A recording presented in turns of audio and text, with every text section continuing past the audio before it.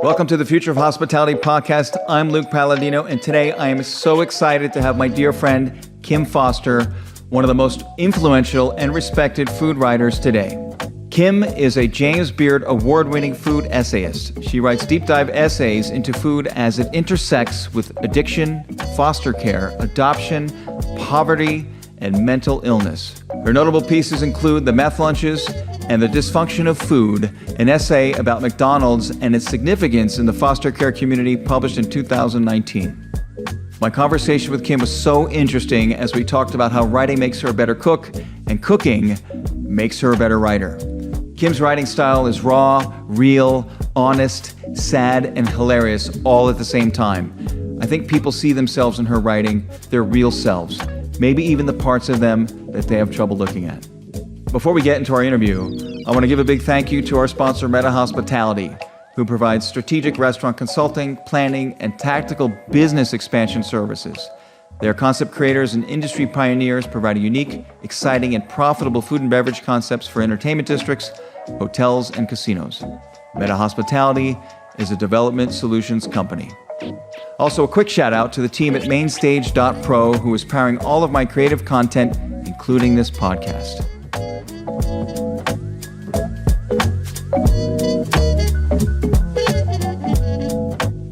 Kim, you are one of the most influential food writers in the national food scene today. Can you tell us about your newest book project about Vegas and its own culinary dysfunctions? I'd love to hear about it.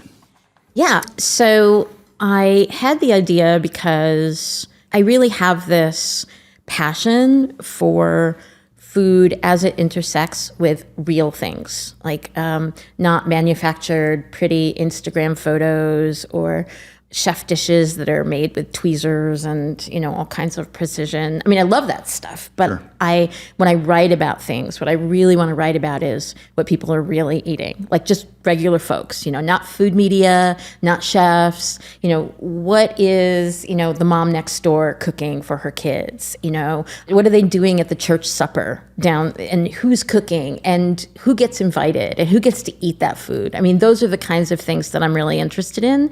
And in a town like Vegas, there's so many great writers writing about restaurants and about chefs that it felt to me redundant to try to step in and put my own voice in the sort of restaurant and chef world, because there's so many people who are doing a great job. And so this was sort of an area that I felt was not tended to. Okay, so it sounds like it's about human beings and food and the connection, how being around the table and food brings people together. It's not about restaurants. It's not about restaurants. Not about restaurants. So, but it's also about, like, one of the things that I write about is a chef who I met during the pandemic in the summer, who was out of work, and he and his family were living in his car, and which threw into a lot of questions for me about what chefs' lives are really like. And not just the celebrity ones or the ones with lots of properties or who are doing really well, but what's the day-to-day life like for a chef? And as soon as I met, his name is Chris Preston, and as soon as I met him, a lot of his life situation really sort of put things in perspective for me about how unstable and delicate the restaurant industry is. It is. I read the story, and I thought, of course, it was brilliant and touching as usual. It's not glamorous. Our industry is not glamorous at the base level. I think there's, because of social media and the advent of the Food Network and networks, that it's colored in a different way, and it's always the highlight reel and the biggest stars, and that's what people see and that they're infatuated with. And food media gets rolled right up into there. Yeah. We're all about, ooh, this chef is doing that and this chef is doing that. But those chefs are mostly white, they're mostly male. And so there's a whole other world of cooks and people who are creating food that don't even make it to the sort of baseline of what people are writing about in food media. And I think that's changing across the board. I think food media now, we have a lot of young, really powerful writers coming up who are saying, we're not just going to write about the pretty stuff anymore. We really want to know what's going on. And part of our thing about the restaurant industry is, who is, what is life like as a chef, or being front of house, or a line cook or a dishwasher? And what kind of does it pay well? Can I make my rent? Do I have to have 2 jobs? Will I ever be able to buy a house if I never make it off the line? I mean, do I ever, if I'm a chef, like how often do you see your wife? You know what I mean? Like, or your kids. Or how often do you get divorced? Or how often do you get divorced? Right? Exactly. Yes. That's another way to look at it. Yes, exactly. That's a great point. So that's quality of life. It is. Here's true. It's again, it's not the highlight reel. It's a struggle, and to work your way up in the industry, whether front of the house or a young chef, working your way up through the ranks, it takes a lot of time, a lot of struggle. You don't get paid well. You certainly don't have medical insurance unless you work for a large corporation or a casino, right, or union, and which improves your life. But it's hard, and very few make it to the point where they can reach that level of stardom or open their own restaurants and have the investment money or gather that or the business sense to do it, because it's a labor of love. Clearly, no one would put themselves through what restaurateurs do, people in the industry. It's just not that glamorous. It's a terrible business. When you think tough. about it, it's a tough business. It's hard. It's grueling. It's hard. It's grueling. Yeah. And I was talking to Chris right before I came here. I did a follow-up interview with him, and he was talking about, how he came here to work on the Strip, but he has felonies. And from when he was a young man and made a lot of mistakes, and I don't think he can get a job on the Strip. I was going to ask you, I don't think he can get a job on the Strip, right? One of the unfortunate things is if they do very in-depth background checks, any charges or felonies are that you're unable to work. So you make one mistake. So you make one mistake and that's it. I disagree, and I think that I know there are some rehabilitation programs within food and cooking. I'd like to see more. Again, it's always about funding, and I know Los Angeles has one. I don't know enough to speak to it, but the idea is where inmates can go and they come out and they're given.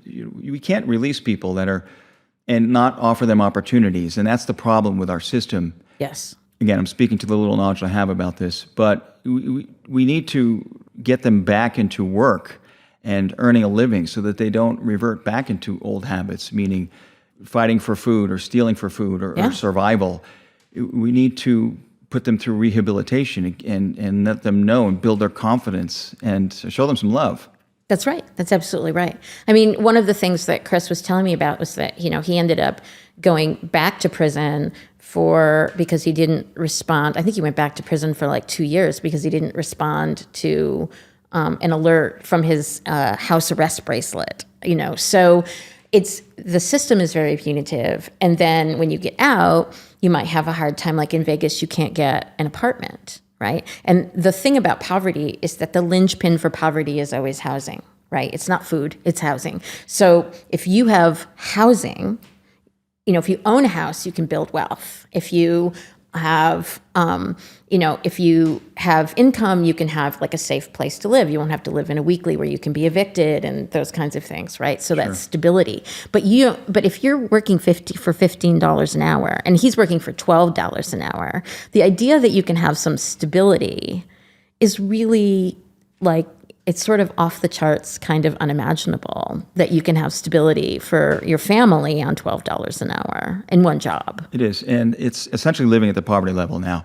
You'll never, ever be able to save up and invest or buy a house at that rate That's right. of wage. And one of the issues is labor. And restaurants, our restaurant business here in the States, and this has nothing to do with COVID. This has been since pre-COVID, and the onus is on us in the industry as restaurateurs and anyone involved is to figure out our business model because it's broken. Yep. And we need to be able to pay people at least so everyone's barking about the minimum wage going to $15. I get it. Yeah. When I owned restaurants and you had to pay dishwashers $10 or $11 an hour, so now you're paying them $15. Your best cooks maybe got $15. How is it sustainable to run your business? Yeah. So we need to figure out what we're doing and it's complicated within our leases and what we're doing and the rents and choosing and what the food is and the cost of goods now because of COVID are through the roof. The commodities are going high.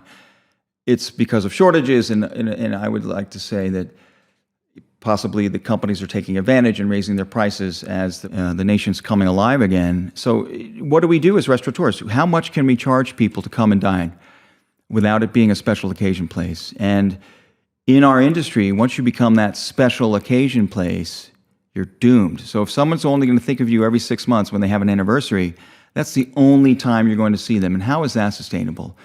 So we need to work with real estate, the business model, what we're doing, labor, cost of goods. It's complicated. I'll tell you, and another thing is we're the only country where we put it on the customer. Okay, so in Europe, servers and cooks, chefs, managers, they're paid a salary and they're paid monthly. They don't get tips. They get minimum tips, and they love Americans because Americans, even in Europe, leave 20%. And we're so guilty. So like, we'll give you money. They're not fond of their own.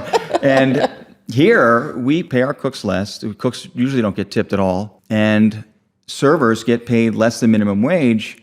And it's supplemented by the tips, which are expected to be between 18 and 20% now, right? So we put that on the customer.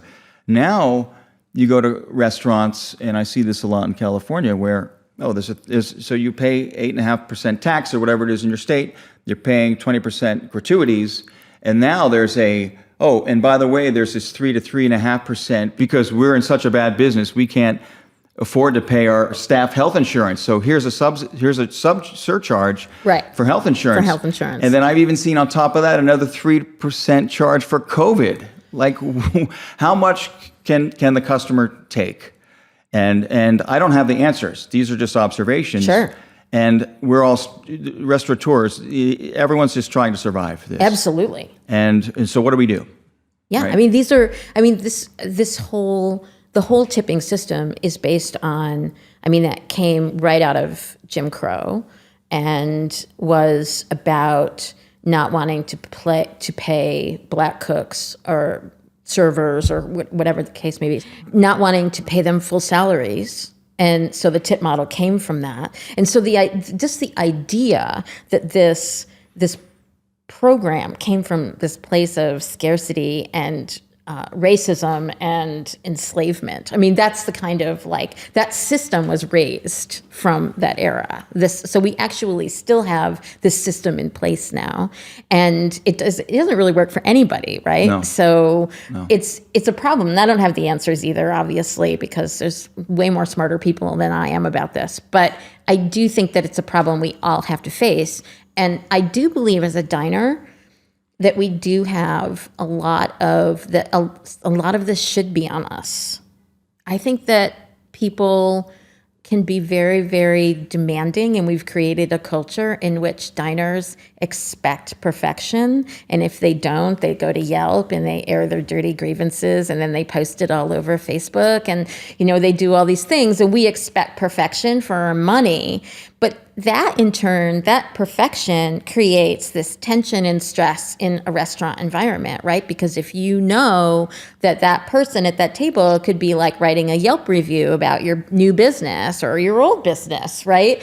And then we as diners have to be, I don't want to take the democracy of opinion away from anybody, but we have to be more responsible about how we come to a kitchen and expecting perfection, because we're a part of that. The media is part of that, and also diners are a part of that. And I think we have to change our expectation as well, because there is this expectation that we expect every dish to be perfect. And now we're armed with these words because we've grown up on chef shows. So we know how to say, this really should have been much crunchier, that kind of thing, or whatever, and,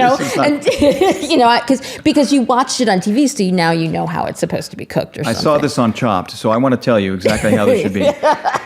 I think, so these are armchair chefs and critics. So yes, we're plagued by that. I think though, in Yelp, it's crucial for us. You live and die by the ratings and reviews. They are crucial to our business. If you have, I'll give you an example. If you have a 3.5 Yelp rating, you're not going to make it, because people won't even bother. They won't even read the reviews, possibly. They're just going to go 4 and 4.5 is what you need to obtain.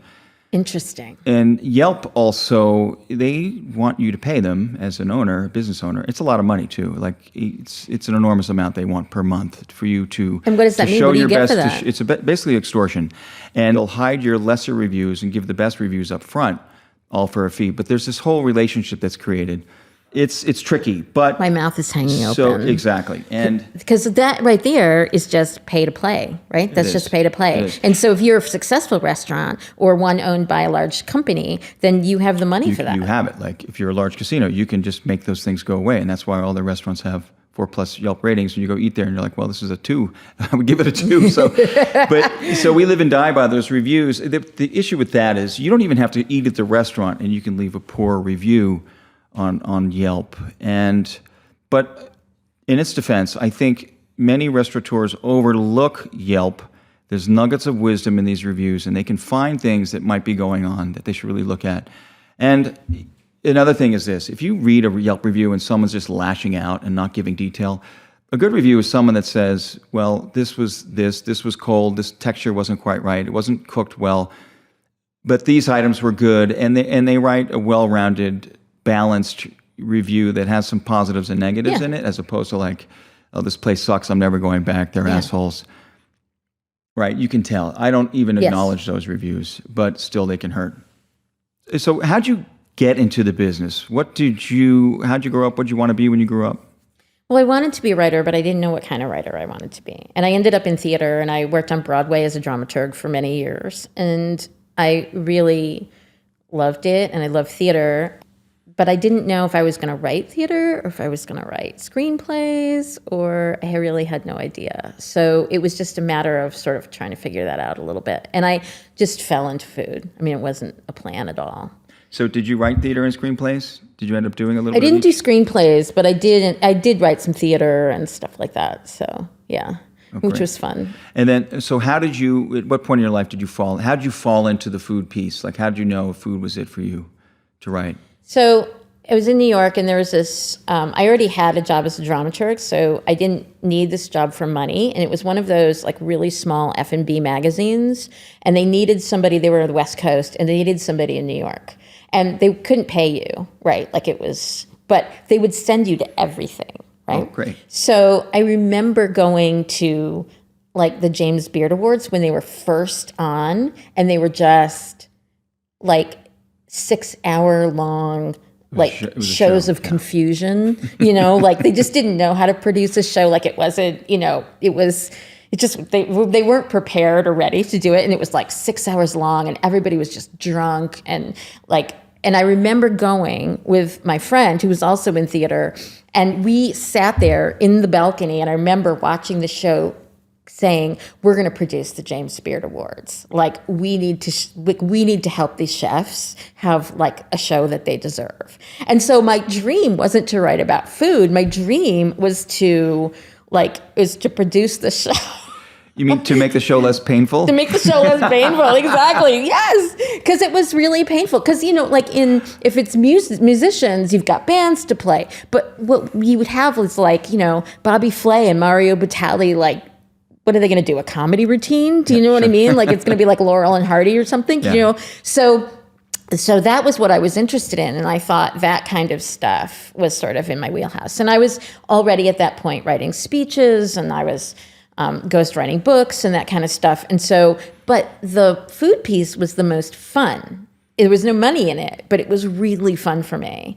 And then I just got a chance to do like a lot of things with a lot of like fun benefits, and go to different restaurants and things like that. And I just ended up really loving it. And then when I met David and we had Lucy, I couldn't go to restaurants anymore. We tried to take her, and it was like, it was horrible. And we were those people, who tried to bring their baby to a restaurant. Yes. We were those people. And so we decided we were never going to do that again. And then I was like, oh, well, I guess if I really want to have good food, I better learn to cook. And then I just started cooking. And then I had a blog, and, and then I started writing about food, and that was it. Wow, interesting. So when you wrote speeches, did you write them for yourself or others? No, for corporate, for CEOs. Okay. And your ghostwriting, you wrote books with... Ghostwriting was when you write a book, and the author, they put their name or they could put your name on the book as well, right? If it's Yeah, they shared. didn't. Like, I would charge more money if they just wanted to, like, not have me on the Sure, so cover you'd essentially write the book and for stuff. them. So, and yeah, be- and mostly be- business books and Okay. things like that. But at least, so time But it was good money. writing, so it was a great experience to do. So as we're talking about writing, I'm fascinated by it. I am not a writer, but I'm fascinated with the writing process, and I write for a number of reasons. But what is your writing process? Do you have any particular habits or disciplines when you sit down to write? Well, someone asked me the other day about writer's block and asked me if I ever had it. And I said that I don't. And that's because I have a process that to ensure that I never have writer's block because it's terrifying. So I'm always writing ahead and writing, like if you look in here, like this notebook is filled with all kinds of notes and different things. And I'm showing him my notebook. And in all different directions too. It's not just on the lines. It's a little here, crazy. Folks. Yeah. I love it. It's crazy. But I can, so for instance, even coming here today, knowing what you wanted to talk about, I was able to I have some thoughts about, media and writing in general about food. And so I know that in my book, I have some notes about that. So I always have notes because having that, so we were talking about journaling and I don't really journal in the specific sense, like this is what I did today and the temperature was 74 degrees or whatever. I mean, some people do that and it's great. Yeah. But I just make sure that I always have ideas because that way, when I sit down at the computer, I already know what idea I'm going to be fleshing out. So I already have it in my mind. And also it helps to be to take showers or go for walks. A lot of times things silly things like that really help. So you work in sprints then, it sounds like. You take blocks of time. It could be, let's say, an hour. I'm going to work for an hour solid. I'll write 3 crappy pages or whatever I write. Could be good pages. And after that, I'm going to take a shower or take a walk, and then I'll come back and about I'll 2,000 words, and then I'll either walk the dogs or I'll take a shower, and then something will happen in that quiet space where I go, ooh, I need to go in this direction, or maybe I need to talk more about that. And then even in the bathroom, I might write down oh, make sure you do this when you go back. Sure. Right? So It's always, and cooking actually is really involved in that because I tend to write in the kitchen with my computer in the kitchen.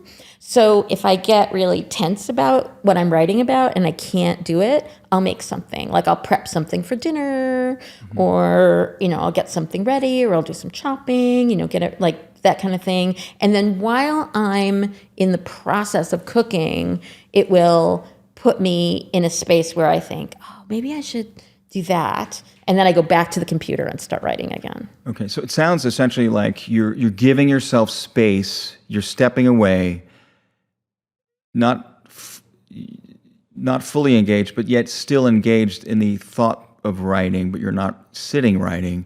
And through whatever you're doing, you're processing it or incubating it. Totally. And then it comes to you, and then you have these spurts of ideas, and then you get back to the typewriter or computer and. That's right. So even if you come to the house, my son knows to tell people that I'm not there, even when I'm there, because I might be processing something. And if you come in and start talking to me about something else, then it takes me out of my process. Of course. So, because you'll be like, okay, so I need to talk to you. And I'll be like, okay. And then the next thing, I'm like, oh, where was I? Do you know what I mean? Sure. So Raffi will run out and be like, oh, mom's not here. It's really bad. So she's in the kitchen with a lot of sharp utensils, a lot of sharp tools. Careful, don't block her thought process. Do not block the thought process. And sometimes, I know people are talking to me, but I still have to hold on to that idea so much because I haven't written it down. I'm afraid I'm going to lose it. So I can kind of dissociate so that I can talk to you while still holding on the idea, but it doesn't last for very long. Sure. So I have Are you doing that right now? No. So, by the way, just your statement about journaling and writing the weather and what I did today, to me, that's cheating. That's not journaling. That's just kind of bullshitting on paper. To me, journaling is a process of throwing out your thoughts and ideas and emotions and anything that's rambling around in your brain in a creative way to make sense of it, to kind of sort through and get it beyond you, so it's not stuck in my mind the rest of the day, things that are bothering me. Do you feel like when you get it out, it's like, do you feel like a sense of like a release of anxiety when it's out? I do. I think it's a release of anxiety. It gives myself permission. Okay, so as opposed to something's on my mind or bothering me, as opposed to me beating myself up about it and say, hey, you've done this before, you can do it, idiot, like in my mind, I can write it down, I think, in a more compassionate manner and say like, okay, you've done this before, you've been here. Yeah. What'd you do last time? And what are you going to do this time? Oh, that's really good. It's really not that bad. You can do this. So it's kind of my own therapy sessions. That's really good. And to me, it clarifies my thinking. To write things down clarifies my thinking. And I love to, one of the things, I love words and talking. And I want to distill, it helps me speak better, a better public speaker or in conversations to just for my own self-interest. And I think it makes me a clearer thinker as well. So that's why I do it, and I journal every day. I love that. Religiously. Do you make yourself, or do you just, does it come to you? Or do you say, now is my journaling time? So I get up, and I do a quick meditation every day, it's my process, and then I sit down, before I don't open any social media or emails, I journal immediately, and it lasts 10 to 20 minutes every single day, except for Sunday. I take Sunday off, and I don't journal. But every other day I do. I journal religiously. It's a habit. And it's something I really can't live without. And I feel off if I don't do it. I get that. So, and the topics vary. Last year I journaled over 100,000, I guess over 100,000 words and about 400 pages. That's amazing. For the year. And, That's amazing. And of course, I journal. I rarely look back at them and read them. I just put it on paper. It's private. I don't share it with anyone. It's my thing. It's just for me. Yeah. But my idea is to go back and read how silly I was on any given day and what my manic thoughts might have been. But it's interesting. It's fun to laugh at if you do that. So I love that you did it after the meditation, because I think that really like opens up your mind and gives you like a quiet space. And that's the same thing as like cooking or taking a walk with a dog or a shower or whatever, that space to just open your mind a little bit. And I can really help. So that space, if for our listeners too, I think most of them might get this by now. It's probably what some people refer to as the zone, right? Yeah. Getting into that zone where you're not fully, you're engaged, yet you're not, and you're mindful, but you're not, your mind is clear, right? Yep. So you're there. I think it's a beautiful space to get into, and I think you don't need to wait to get there. I think you can produce it for yourself. Yep. So for you in your process, I'm fascinated by what you do, and it sounds like whether or not you know it or label it that way, you are putting yourself there. You have a habit of getting yourself into that space in that zone. And in my little way, I do it my journaling and my meditation, but That's great. Then I get on with my day. So it's very helpful. You have to, otherwise you go and you look at the blank page and it's terrifying. It's just terrifying. Sure, I'm sure. Is the act of writing and expressing yourself cathartic for you? And if how so, if it is? I've thought about this a lot. So I have to write, otherwise I get very, very unsettled and tense. So it's cathartic in that way. But I find cooking to be the real catharsis for me. So the writing is something I have to do, and I have to barrel through it. And if I don't write, I get very like, I'm just off my game and kind of irritable. But the catharsis is definitely, I don't feel the catharsis from writing. I feel because it sort of feels never done for me. It sort of never feels. Is that because writing to you is a job? Mm-hmm. Okay. And that's why I'm so like very non-competitive about cooking. Right? I don't want to be on cooking shows. I don't want to like, people are like, oh, you should open a little food. No. Oh, you could. No. You could definitely beat Bobby Flay. Trust me. No. Nobody beats Bobby Flay. You could beat Bobby Flay. Oh, well. But I couldn't beat Bobby Flay. You and I are going to team up together against him. Let's do it. Let's beat him. Jada or something silly like that. We will kick their asses. Okay. You could do it. Okay. Wait, have you done those shows? I've been on many cooking shows. Never like I don't like. So I guess this is a good topic. I know that competitive cooking shows are very popular. I don't think that the participants, as in the people on the show, the chefs or wannabe chefs or aspiring chefs, are held in the best light. It's like any reality show. They make you look like an ass, and you're not set up for success. They put you under extreme pressure, which I'm used to. I'm cool with that. Sure. I don't see it as that. I think I see food and the expression of food and my love for it as a true expression. Something that's very generous, it's a part of me, and I just don't think that enters in it for me. I get it. It feels antithetical. I would never do it. It just doesn't interest me in any way, right? I would for charity or something, and if we did some kind of cook off with some friends and in public, cool. Yeah. I don't have interest in going to the Food Network to enter a show or be on Chopped Masters or anything of that. Yeah, I get that. Unless it was for a great cause and it was for fun, right? But otherwise, it doesn't interest me. Yeah. I also feel like, I love those shows, so I like watching them. And so I'm not putting them down because I actually enjoy them. And I've learned a lot from them. Of course. It's like going to culinary school. It's not, but it sort of feels like a kind of culinary school, right? Sure. But you just learn the names of things or vegetables that are not in your purview. Do you know what I mean? That Processes, kind of techniques, what people pull out in the last minute. It's pretty cool, and it's entertaining without a doubt. Yeah, definitely. But I never had the desire to do anything like that because I really feel like for me, cooking is about being relaxed and meditative. And I also have always said when people come to my house for dinner, like if I fuck it up, then we'll order pizza. Like, do you know what I mean? Like, right. I'm not going to because as soon as you start trying to impress people, then it becomes it stops being about feeding people and being about like my skills or, you know what I mean? Right. Like I'm showing off. This is about me. It takes the joy out of cooking and the process. I think that's what it is. So does cooking make you a better writer? Yeah. It does. Yeah. They're very interrelated for me. And they are for you, I can tell. They are, without a doubt. Right? Like in a different way, because you're more a cook than a writer, and I'm more a writer than a cook. But they're really sort of inversely the exact same thing. It is. And I think it sounds to me like we both enjoy the creative process. And to me, the process is really doing it and experience it. So again, I'm not a writer, but I enjoy the writing. Yeah. When I have to write something like a speech, or I'll write some short stories just to entertain myself. And there's times when I hate it and I understand the struggle.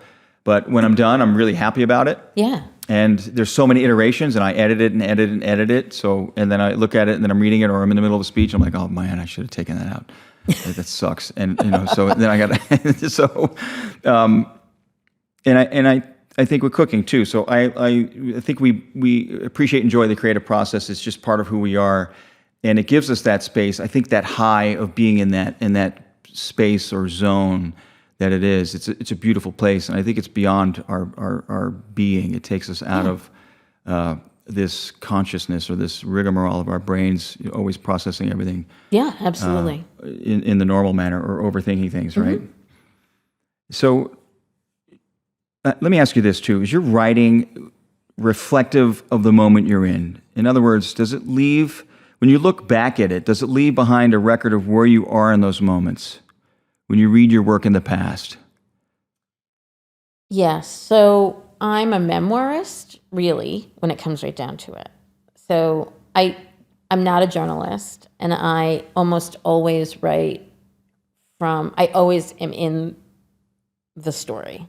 It's always really about me, and it's a bit of a device for me because, there's a conceit, right? And the conceit is that, I sort of, instead of writing about something that I don't know and learning about it and acting like a knowledgeable expert about it, my conceit is to just go in as a beginner. And so the reader can discover it the way I'm discovering it. Do you know what I mean? Great. Instead of saying like, I do.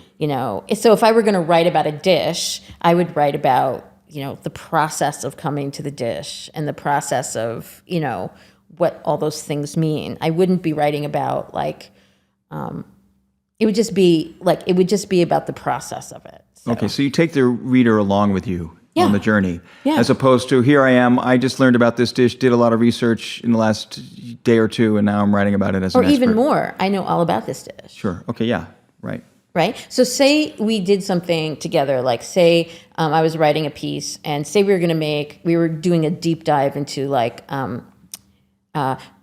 let's say let's say you have like a super connection to like cacio e pepe or something like that, right? Mm-hmm. And so we go to your house and we make it, and then maybe we go to your restaurant, and then we like, we do like a deep dive, and then like talk to your mom and sure. You know what I'm saying? Awesome. Like, so just say that's the thing, right? Mm-hmm. The thing is, I could come and approach that as an expert already because I've done all this work. So it isn't even like saying I'm becoming an expert. I can say, well, here's everything you need to know about cacio e pepe. Here it is. Right. And then Luke says, and blah, blah, blah. Instead, my shtick is sort of to just be like, maybe I'd open with the story about how, like, how I fucked it up the first time. Sure. Right. Where I make some stupid thing like I don't know, I use cream instead of whatever. Do you know what I'm saying? Yeah, like, sure. I like that. Well, that makes you believable as well as a human, right? You make mistakes. I think so, because I think not everybody is a seasoned cook who reads about food. Some people don't know anything about something, and they don't want to be like, stupid at the bottom, not knowing about it. So when you read somebody who doesn't know about it, you can go, oh, they're just like me.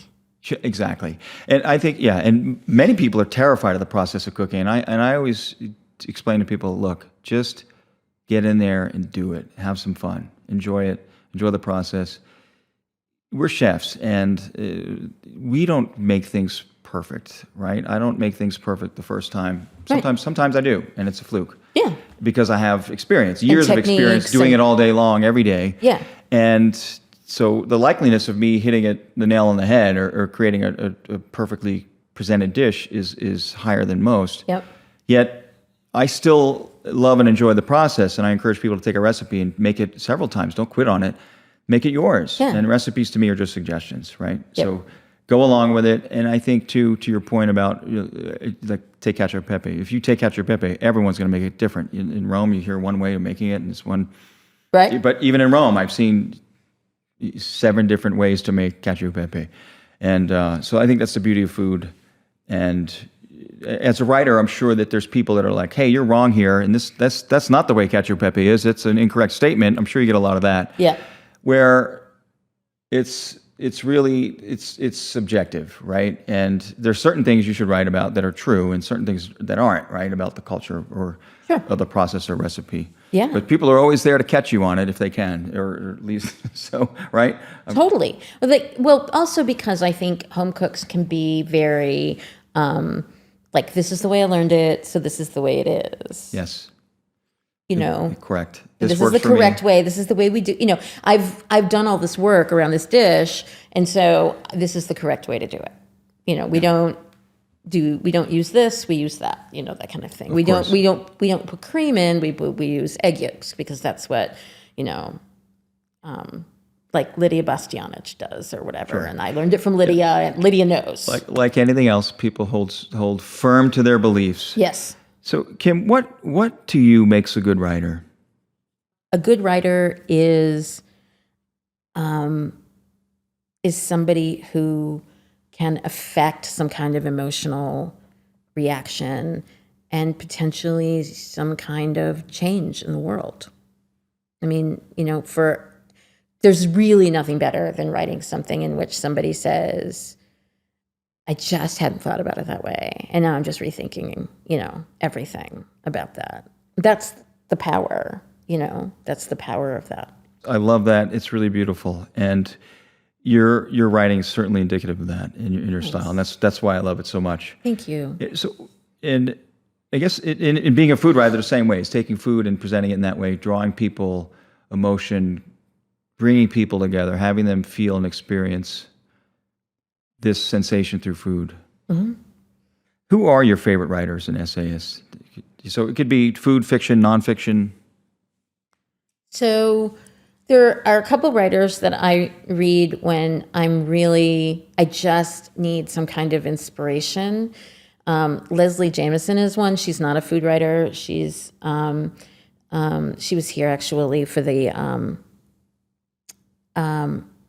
Believer Fest. So she's like a very well-known literary writer. She wrote the Empathy Exams and a bunch of other essays that are really fantastic. And so whenever I'm like sort of feeling stuck or I'm not exactly sure how to approach something, I usually just read an essay of hers, like something online that maybe I hadn't seen before, and that usually gets me right into the space. Right now we have a lot of very exciting people in food, a lot of young writers coming up, and I'm very excited about what they're doing because they're really challenging all the notions, and they are not blinded by the celebrity of older chefs. So they're not saying, oh, I would never say anything about Gordon Ramsay, or I would never say anything about David Chang, or, those guys are just up there. You know what I mean? Right. They're questioning everything. Good. They're like, why is that guy? He has 7 restaurants, and why is this? And what about Michelin stars? And who gets Michelin stars? And, they're asking all the questions, they're turning things over. And they were pretty much the people that, it was young writers who really came out and got the change in the food section at the LA Times. This year, the editor was ousted, and because of abusive workplace practices, and then you've got Bon Appetit, which has been totally changed around because of their treatment of their workers, particularly people of color. So you've got young writers doing all the really a lot of legwork, just trying to change the sort of milieu of food right now, and I think it's really exciting. Interesting.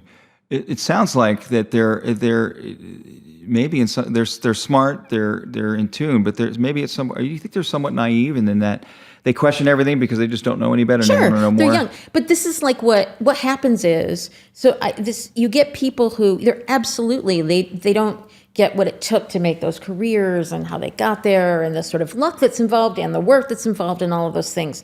But what you have is a bit of an irritant in the system, and they're asking the questions. And I think that's good for everybody, to be able to say, they're changing what criticism. Petulant, aren't they? What's that? They're a little petulant. Yes, they are. They're young upstarts. You know what I mean? That's cool. And I think that there's a place for that, and I think we need that to stay young and fresh. And they're the ones who are asking about the restaurant, the restaurants. The way kitchens are set up and the brigade system and things like that. And they're saying, is that the way we have to do it? And do we have to have tipping and, that kind of thing?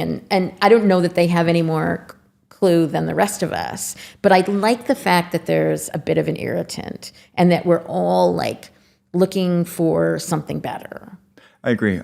I agree with that. I think there is.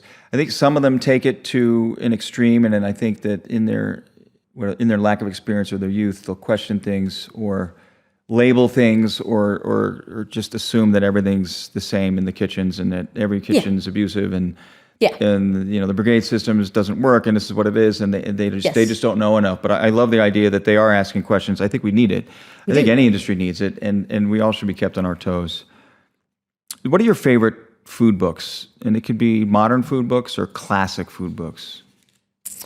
Well, I actually wrote down a couple of new ones that I think are really great. And right now I'm reading Black, White, and the Gray, which is Mashima Bailey and John Mariano, who own the Gray and a restaurant back east. And there's a lot of, she's Black, he's white, and there's I'm reading right now about, they just sort of told the truth in this book about their relationship and their beliefs and who they are as people. And I just found it very, just what you said about just being able to get down to the nitty gritty of human experience and working in a partnership in a restaurant, and then also having this in the South and having this, Black woman chef and this middle-aged white dude investor, and the sort of possible things that could go wrong, that did go wrong, that were fixed, that were solved in the way they came together. And I think that is really an emblematic of sort of where we're going in terms of,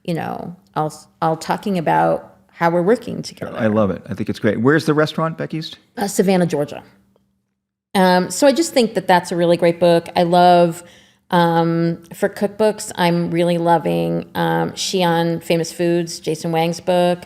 And we have this really terrific little Northwestern Chinese restaurant here, which does the same, like wide noodles and stuff like that. So now I'm trying to like copy every dish. And What's the restaurant here? Big Dan's. Big Dan's. Which is, it's a little tiny Chinese restaurant inside SF Supermarket on Spring Mountain Road. And it's basically Western Chinese. So it's like thick noodles, lots of mutton and like soups, very like hearty, like, but just beautiful. Like just really, really beautiful food. I'm going right after this. Yeah, you really should. It's terrific. So the food is from Xi'an. And so Xi'an Famous Foods, which is in Queens, just had a cookbook out. They're really terrific. And I've been like trying to cook through the entire book. Oh, great. So that's been really fun for me. How about older classic books? I would say, I mean, you just can't not love Julia Child. And, you know, and I really like the old James Beard recipes. Like, just, do you know what I'm talking about? I do. They're very interesting. Yes. And they're very interesting. And many of them, they're not even well-written recipes. They need, you need a chef's hand. Like, you just got to work through the process. They're brilliant ideas. Yeah. I love, yes, that's why you saw me perk up there when you said that, because they are very interesting. They're very interesting. They're sort of surprising. And they feel dated in like the best way. Like it's not something you would normally make. Totally. Absolutely. You know? I mean, the crazy ingredients, super fat content and just stuff you wouldn't eat, right? So sandwiches just smeared with loads of butter and things, but it's really good, cool food. And I think just anything of that era, any of the old classics, they just need to be brought up to speed in just a modern way. You can, and as chefs, we're certainly equipped to do that, right? Yep. And the joy of cooking. I mean, you just can't not love the joy of cooking because, you know, everything is in there. So there's, you know, we really started with this really, I think, you know, these beautiful like recipes that, you know, have been tested through time and we've all cooked them and our mothers cooked them and, you know, and then you've got like Lydia Bastianich's and Marcella Hassan and, you know, I mean, you've just got like these, you know, and then there's also like, I mean, you can say the same thing about, you know, Madhur Jaffrey for Indian food. I mean, do you know what I mean? Paula Wolfert is phenomenal. I mean, we can go on and on. There's so many that I love. So every time you want to dive into a certain area, there's a few people that are just legends. And have you read The Physiology of Taste? I have not. It's Bria Saverin. It's again, it's a great read. It's a book I have. It's tattered and torn, and I've had it, and I read it every few years, every decade or so, I pull it out. And what does it do for you? It talks about just gastronomy, and he's got so many great aphorisms and axioms that he mentions about food and his approach and taste and kind of, I guess, the etiquette of food and what good food is and good cooking. It's just a great read. It's a journey. I want to read it. It's really, really cool, and I love. It's of an era, and you can tell. And it's not many people think that way these days. I think every young chef or restaurateur should read it, or writer, anyone who's in food. Oh, I totally want to write it. I totally want to read it. It's great. I'm going to ask you a question. I saw in an interview that you once said, and I'm paraphrasing here, it's just food, but maybe the act of feeding each other makes us better at living together. Can you expand upon this? Sure. So I have two of my kids are foster kids, and we adopted them. And kids who have been in really hard places, particularly as it concerns poverty, often have really difficult relationships with food.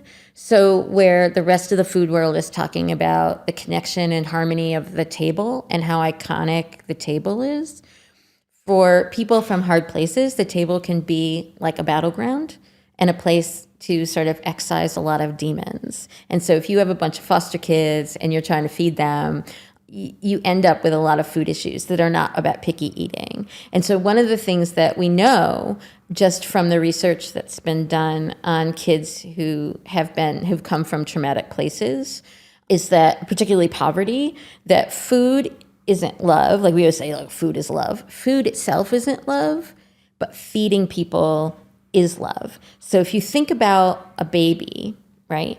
And I know your baby's old now, right? Yes, My youngest is 19. Your youngest is 19. Yes. So when your babies were small, so they would cry, and then you would pick them up and you would feed them. And then when you feed them, they would have this experience of security. So if a child goes through a situation where they're not fed, it rejiggers their brain in a very elemental way so that they are unsure about their security in the world. And it creates this insecure attachment. Okay, so food at the very beginning of life, and whether kids have food or don't have food, or whether they have food a lot sometimes and then not a lot, that basically forms like a thing in the brain. That's just science. That's not me. We just sort of know that from being in foster care, because there's a lot of tools and research around that for foster parents. So for me, when I think about feeding people, I think about feeding, my son, who came with with an insecure attachment and lots of problems with food and having lived in really abject poverty.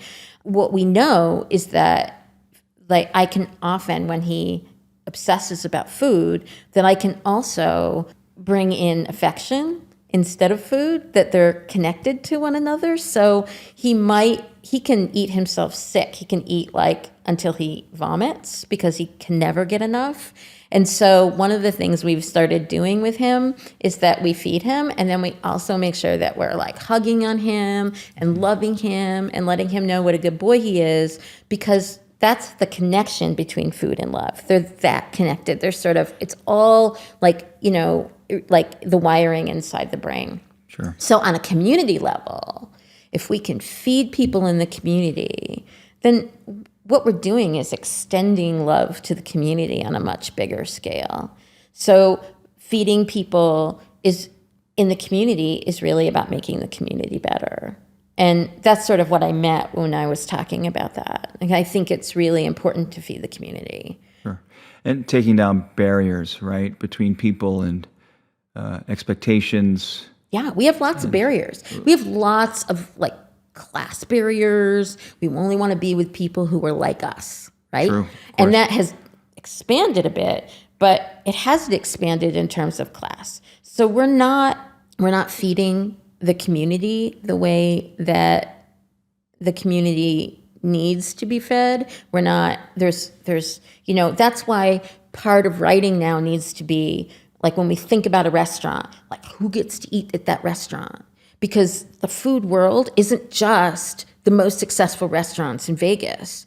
Who we are as a community is about what people are eating in their homes, and what people are feeding their neighbors on the street, and what people are, cooking in at shelters and at churches. And, those things are just as important as what's happening at this really cool restaurant at the Venetian or something.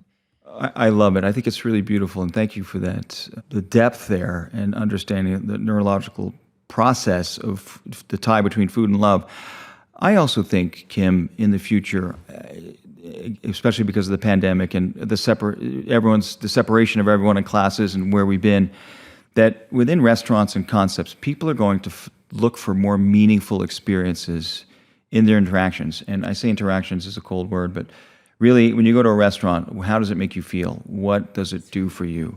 Is there an experience that's tangible? Like your stories, do they evoke some sort of emotion? Yeah. How do you feel? What does it make you feel like? So I think that restaurants are now, more than ever, that will be required. And that's something you can't just pull out of thin air. It's organic in many ways. It's hard to do on purpose. Yep. And it needs to be culturally specific, and in that it's an intention of what you create. So I think people are looking for more meaningful experiences in general in life, and I think that parlays directly to restaurants. Absolutely. And the experience of food and dining together in community, and whether it's at your church or at a restaurant. Where are we spending our time? Who are we spending our time with? That's right. And how does it make us feel? Because we all want to feel better, right? That's right. And the writing about food has to be that. I don't think that we can just be writing, this is a good restaurant, this dish was good, this dish was bad, like sort of what you see on Yelp, or, maybe old school criticism. Like, I think people are really looking at sort of, micro granular, stuff. Like, how do I feel in this restaurant? Who gets to eat here? What does this food say? What does this dish mean in Vegas? Like, why am I eating this dish? Why? Exactly. And I'll tell you another thing. I think for most people, at least for me, and I'm a chef, and I know, and now there was years where we weren't able to take pictures in restaurants because we didn't have cameras, right? I remember. I tell my kids this; they don't believe it. Even that if you weren't home, if someone called, that you missed the call. You missed the call, and there's no answer machines. But without the idea of taking photos and such, I think for me, an experience is it's not so much that I'll remember exactly the dishes that I ate. What I remember is how I felt about the experience. That's right. And who I was with. That's right. That's the impact. Oh, and by the way, the food was really great. Yeah. What'd you have? You might be able to name a dish or two. Right. I'm not that guy. I'm not the one that's going to say I can name all 5 dishes I had in great detail. That's right. I'd have to refer back to my photos. Oh yeah, it was really. But that's, to me, experientially, that's the beauty of it, and that's what makes it special. Yeah, and that's almost like, you were right. It's almost an untouchable kind of thing. How do you create that for every kind of different, human that can walk into the restaurant, True. Right? But that's what we should be looking at when we talk about restaurants now. I mean, I know this is, okay, can I just tell you how nitpicky this is going to be? But I just want to tell you. Me. So there's the high roller place at, I think it's the Cosmo. It's called Red Plate. It's like a high-end, high roller Chinese restaurant. Yes. Okay. So when you go in, it's just very Chinese, like in the sense that it just feels like, I don't know, just feels very like different to me, like very than like an American Chinese joint. And then when I go in, I have my bag and they bring the stool. They bring a stool For your bag. For my bag.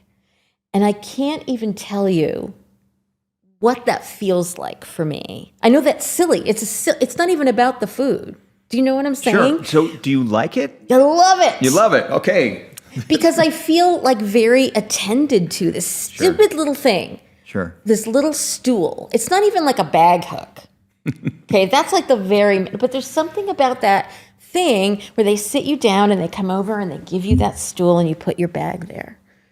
And I don't know why, but for some reason it just tickles me to no end. And I've never forgotten it. And we've gone several times because of the stupid bag thing. Do you know what I mean? Oh, do you bring a bigger bag every time just to test their stool? Gigantic game? bag. They're going to bring what are they going to do chair, next? A bed. Here's a And I know that's a silly thing, but I really, it's like this, I don't know. I mean, it's like a great experience. It's such a weird thing, but that's just the joy of it. I love it. It's wonderful. But I go, ooh, somebody thought about me. That's what it is. Somebody thought about me as a woman. It is very thoughtful.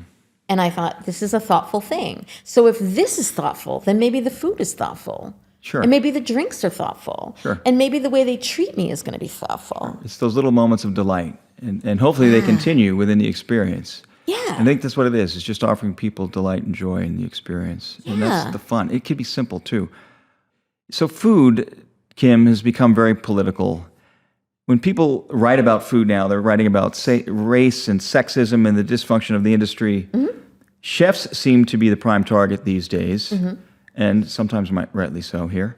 And in many ways, the industry is now portrayed in a very negative light. What's your opinion on this?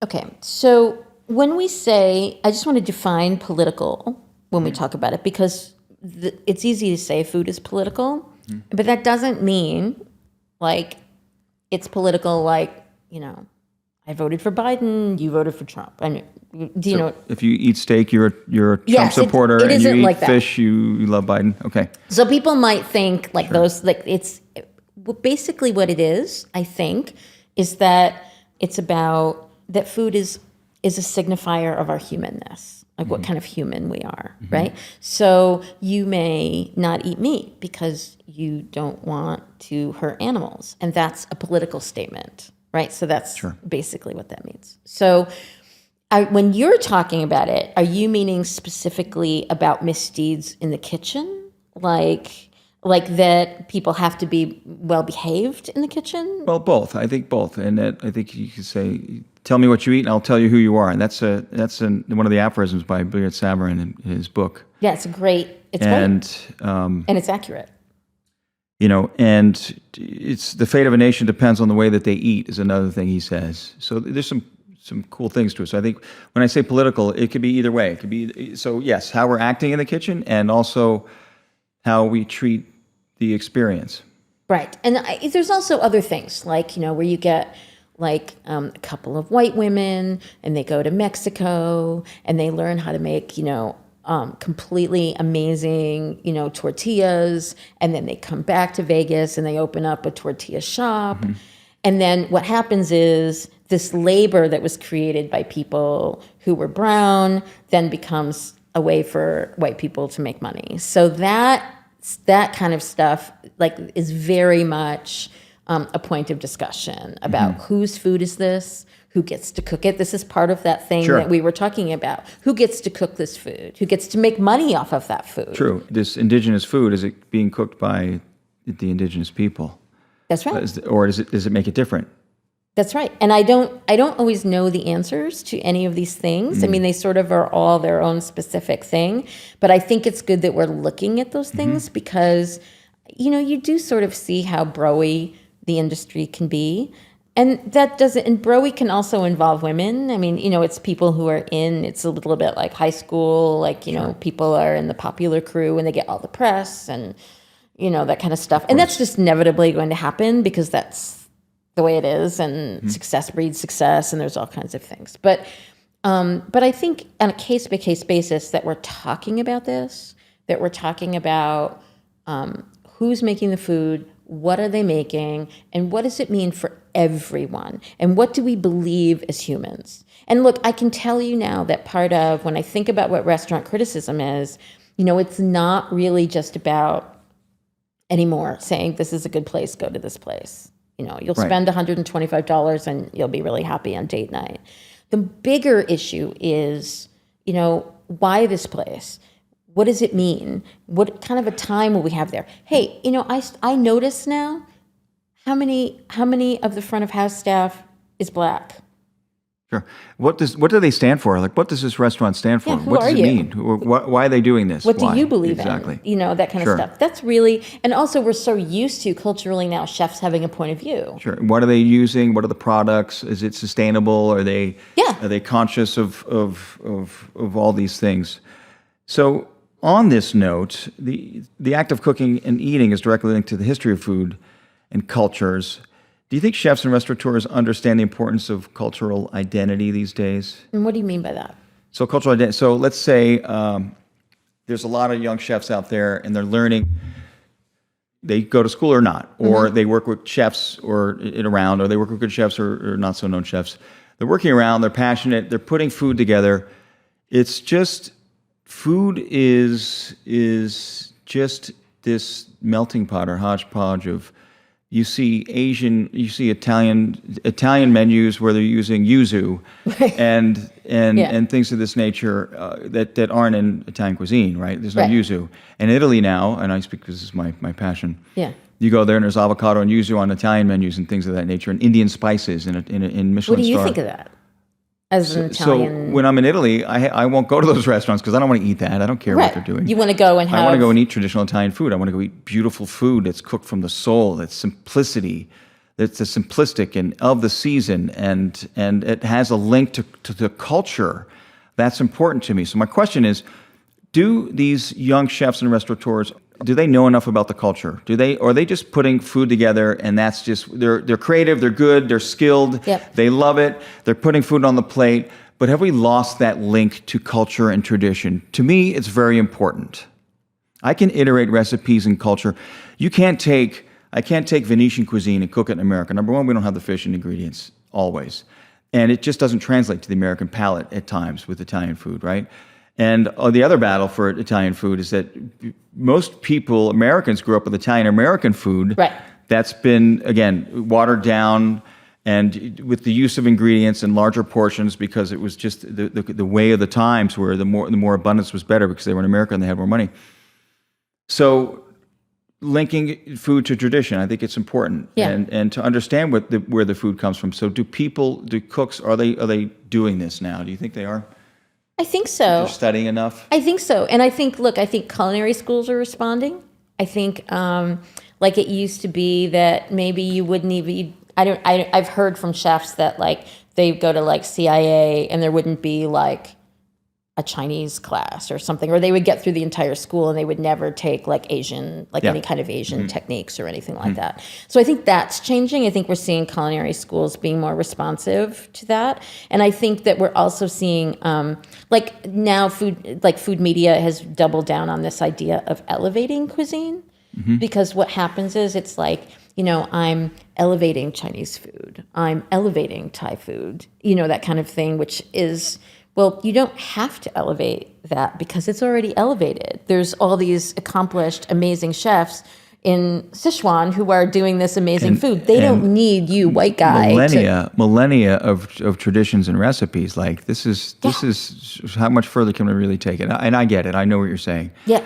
But yes. Yeah. So I mean, you get like just Italy and China alone are like pretty much everything was invented in Italy or China or Japan. I mean, pretty much, right? Like they're beautiful cuisines. Beautiful cuisines, yeah, really gorgeous and perfect in and of themselves. So I think we're seeing more of this. I think we're seeing that, and I think we're elevating foods. Elevating, see, I used it. We're bringing to the forefront foods that they did not get the love like Italian foods. So you're seeing like Filipino food. Like for 100 Dinners next month, we're going to be doing Louis Victa's like Filipino pork and pineapple. It's like a beautiful recipe she did for Bon Appetit. And that's great. And just for our listeners, 100 Dinners, I know what it is. Can you just tell us about that quickly? Yeah, every month we make, Luke has helped us a lot with that. Times, yeah. We make, my cookbook group, Please Send Noodles. There's like about 20 of us in the group, and every month, at the end of the month, we make about 250 dinners for the community, and we choose a terrific, durable recipe that we really love, and then we all cook that. And Luke has helped us make sure that everything goes out safely and that we aren't killing anyone. Yes. And so we really appreciate that. Proper We're wearing gloves, yes. You know, so we're doing all the things. It's a great cause. We talk about you every time. We're like, would Luke approve of this? Where is he? What's he doing? All right. So Kim, with the challenges ahead for the future of restaurants, what do you see the role of food writers aiding in these challenges? I think push. I think you're going to see, I think we're really talking about revamping criticism. I think that's going to change restaurants. I think we're really talking about the restaurant industry. And I think we're really talking about bringing chefs of color, trans chefs, women chefs into more executive positions and high-level positions and ownership of properties. So when you say revamping criticism, let's dive a little deeper on that. Sure. Okay, so I think in the past, I talked about it a little bit in fits and starts, but I think in the past, what we've seen is that criticism is, here is a great restaurant, go, right? Oh, here is a sucky restaurant, and then you get, sometimes, the bad ones are the best reviews, but that's because that's a bit of a writing exercise. It's not necessarily beneficial to anyone. Mm-hmm. I think instead of just coming out and saying, this is good, this isn't good, this worked, this didn't work, I think we're going to be seeing people asking much bigger questions. Why is this restaurant here? What does this restaurant mean for Vegas? What kind of food are they making? What is this dish about? Why do 15 restaurants that I just went to have harissa carrots on the menu? Like, what is it about that dish? Or, sure. And you're right. There's a lot of harissa carrots. A lot of carrots. I've wondered. I don't know why. Carrots. I've had enough. Sometimes I sort of go, there's also a lot of grilled octopus, I've noticed. Grilled octopus and harissa carrots. Lots of grilled octopus. I agree. I think that writing should be more in-depth and more thoughtful and talk about these things. I think it's important for us. What's the most memorable or crazy food and beverage or restaurant story you've had in your career? All right. I'll tell you this. So go back to when I was writing for that magazine. Okay. And they called me up and they said, hey, we are doing this big cover thing of Jean-Georges Vaugarten, and we shot the cover. So we have this beautiful cover, but we don't have like a casual of him in the kitchen. So we want you to go and shoot pictures of him. And this was like before you could have, like, there was no camera phone. There was nothing like that. And I had like an Instamatic camera, but I didn't want to say anything because I was really young and I just wanted to do it. And, right? So I was really gung-ho about the whole thing. So I went to Times Square because you couldn't Google anything. So I didn't know where to buy a camera. Like, I didn't know about B&H or anything. I was totally even a part of photography. So I went to one of those crazy chop shops in 42nd Street that tourists go to. And I bought like a $700 camera, which was probably a $50 camera, but it looked really great. And then I packed it, I got everything together, and then I got my camera bag, and I looked really professional and like totally like done. And I went to his restaurant on Central Park West. And he was there. He was so nice to me.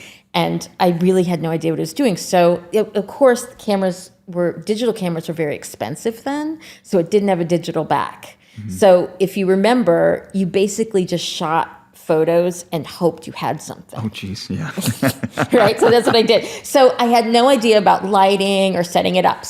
But I was not going to make an ass out of myself. So I basically just pretended that I was a photographer the entire time and was like setting up shots. And I totally was shooting stuff, but I had no idea what I was going to get out of it.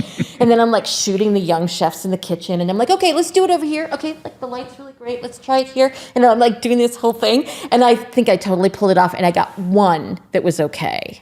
And we used it in the magazine. Oh, jeez. And I was like, thank God. So that was my... Oh, my God. And Jean-Georges was so sweet about the whole thing. He was great. So I'll tell you, this is, he remembered me at another event and like sent like a burger over to me. Did he ask you to take photos of him?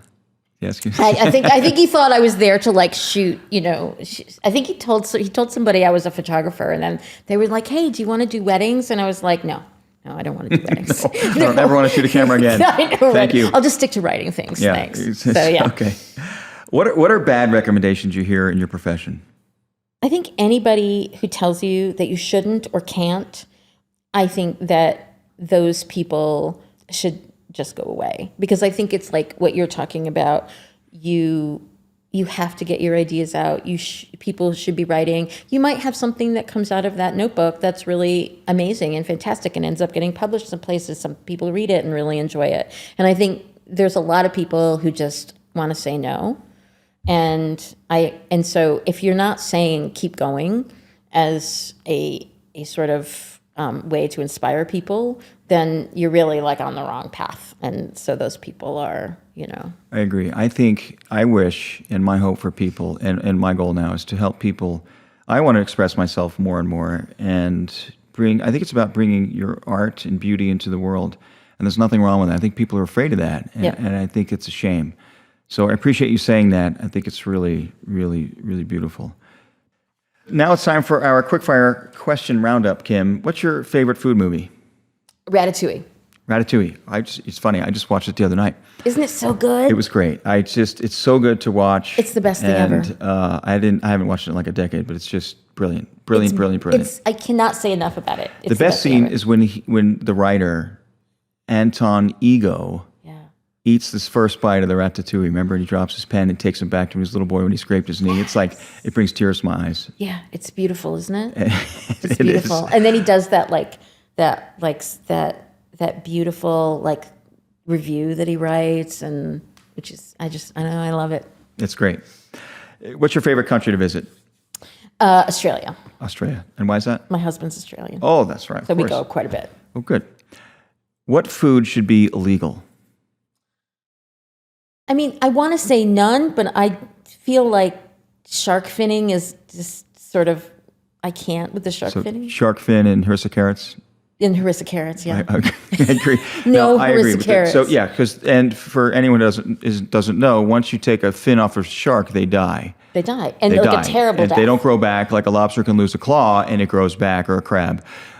Sharks, when they cut their fins, they perish, and that's what Kim's referring to. And also, it's a waste. Like, if you're going to take the meat, Well, sure. then, Exactly. I mean, if you're going to take the shark and make shark sticks out of it, then take the fins, but don't throw them back in. Not utilize the whole animal. I think it's very disrespectful. I agree. Who's your favorite restaurateur chef, living or dead? I'm going to say, like, every church mama who cooks chop suey in the basement of a church for her congregation. I love it. That's great. Who's the most overrated celebrity chef?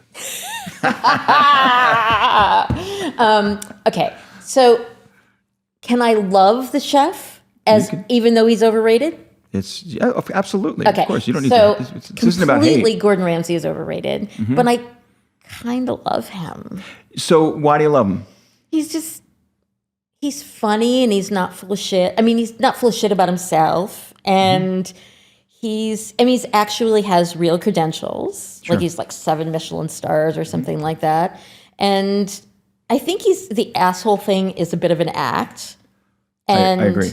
And I think he's just a personality. Like, he has I love his TikToks with his daughter. He's been doing them during the pandemic. Have you seen them? It's great. They're just adorable. So he's more human now than just the old fuck off chef as he was. I think it's his shtick. I think he has credentials. I think he's talented. And listen, more power to him. He's very successful. Yeah. And he has. He probably is. He has 9 million Instagram followers. Are you serious? 9 million. What's the first item on your bucket list? Like, what do you need to experience before you die? I have to tell you, I feel like I don't really have a bucket list, and I feel like I'm doing what I wanted to do. Good for you. Really like a thrill seeker. Like, I'm doing it. You don't need to scale the Himalayas or jump off the Sears Tower, bungee jump off it or something. Fuck that. I'm not into. I'm definitely afraid of heights. So good for you. I'm happy to hear that. I think that's really great. What life advice would you give to your younger self? You'll get there. Relax. It'll happen. I would feel the same. And if you could broadcast or skywrite a message or quote that everyone could see, what would it be? We are in this together. Okay, good. That's really great. Okay, now let's enter the plug zone. Tell us where people can find you. Okay, so on Instagram and Twitter, pretty much everything is the same. So it's Kim Foster, KimFosterNYC, because I used to live in New York and I never changed it.